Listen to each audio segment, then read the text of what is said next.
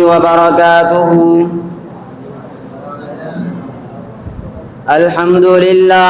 الحمد لله وكفى والصلاة والسلام على من لا نبي بعده أبدا. أما بعد فأعوذ بالله من الشيطان الرجيم. بسم الله الرحمن الرحيم. له دعوة الحق. سامعین ذی وقار، آج میں آپ حضرات کے سامنے جس عنوان پر گفتگو کرنا چاہتا ہوں وہ ہے پکار صرف اور صرف اللہ تعالیٰ کے لیے. حضرات گرامی، انسان کو اپنی روزمرہ کی زندگی میں خوشیاں بھی میسر آتی ہیں اور غم و رنج کے مراحل سے بھی گزرنا پڑتا ہے. جب خوش ہوتا ہے تو اللہ تعالیٰ کو پکارتا ہے، لیکن جب غم ملتا ہے تو اللہ تعالیٰ کو چھوڑ کر غیر اللہ کو پکارتا ہے، اپنے حقیقی خالق کو چھوڑ دیتا ہے. اگر ہم غور کریں تو انبیاء علیہ السلام نے، صحابہ کرام نے، اولیاء کرام نے، علماء نے، محدثین نے، مفسرین نے اگر کسی ذات کو پکارا تو وہ صرف اور صرف اللہ تبارک و تعالیٰ کی ذات ہے. ذرا توجہ سے سنتے جانا.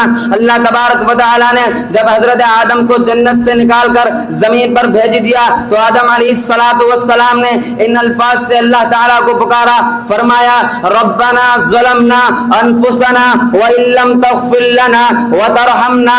باب آدم نے اللہ تعالیٰ کو پکارا. جو آدم کی اولاد ہوگی وہ بھی اللہ تعالیٰ کو پکارے گی. اولاد آدم بھی جب اللہ کے ہاں اپنا دامن پھیلاتی ہے تو اللہ تعالیٰ کی رحمت اس کی فریاد سن کر اس کو بھی اپنے دامن میں چھپا لیتی ہے. نوح علیہ السلام نے پکارا تو اپنے رب کو پکارا. فرمایا فدعا ربہ انی مغلوب فانتصر ففتحنا ابواب السماء بماء منہمر وفجرنا الارض عیونا فالتقى الماء على امر قد قدر. سامعین ذی وقار، اب جد الانبیاء کی پکار کا جائزہ لیتے ہیں. ابراہیم علیہ السلام نے اپنے رب کو پکارا. فرمایا رب هب لي من الصالحین فبشرناه بغلام حلیم.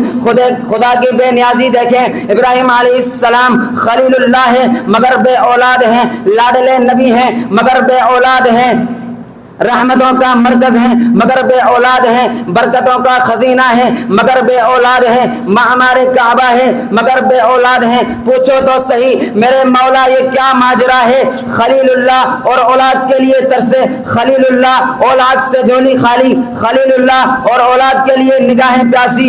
آواز آتی ہے میں سمند ہوں، میں بے نیاز ہوں، نہ دوں تو زندگی بھر خلیل اللہ اولاد کے لیے ترسیں، دینے پر آؤں تو بڑھاپے میں جھولی بھر دوں. پکارنا بندے کا کام ہے، جھولی بھرنا اللہ کا کام ہے. سامعین ذی وقار، اب حضرت موسیٰ علیہ السلام کی پکار سنتے ہیں. فرمایا وقال موسى ربنا انك آتيت فرعون وملأه زينة واموالا في الحياة الدنيا ربنا ليضلوا عن سبيلك ربنا اطمس على اموالهم واشدد على قلوبهم فلا يؤمنوا حتى يروا العذاب الأليم. بھائیوں توجہ میری طرف رکھنا، بات مختصر کرنے لگا ہوں. فرعون کو اقتدار پر ناز تھا، درباریوں کو دربار پر ناز تھا، مگر موسیٰ علیہ السلام کو در یار پر ناز تھا. موسیٰ علیہ السلام نے اپنے الہ کو پکارا. موسیٰ علیہ السلام نے مشکل کشا کو پکارا. موسیٰ علیہ السلام نے حاجت روا کو پکارا. مصیبتوں کے بادل جھٹ گئے، رنج و غم کے طوفان تھم گئے. موسیٰ علیہ السلام جیت گئے، درباری اور مزاری ہار گئے. اب خاتم الانبیاء جناب محمد الرسول اللہ صلی اللہ علیہ وسلم کی پکار سنتے ہیں. بدر کا مقام ہے، مسلمان بے سر و سامانی کے عالم میں صرف 313 ہے.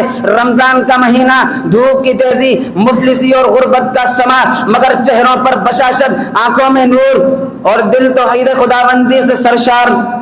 صفے بن گئی، ایک طرف رحمان والے، دوسری طرف شیطان والے، ایک طرف خدا وحدہ کے پجاری، دوسری طرف لات و عزا کے شکاری. پیغمبر خدا اس عظیم میدان جنگ میں حضور نے کس کو پکارا؟ آدم کو، نوح کو، ابراہیم کو، موسیٰ کو؟ نہیں نہیں، ہرگز نہیں. آئیے بخاری کا مطالعہ کرتے ہیں. حضرت عمر فرماتے ہیں کہ نبی علیہ السلام نے دعا مانگی اللہ وحدہ لا شریک سے، اللہم ان تہلک هذه العصابة من اہل الاسلام لا تعبد فی الارض. پھر کیا ہوا؟ فتح و نصرت سے کامیاب ہو گئے.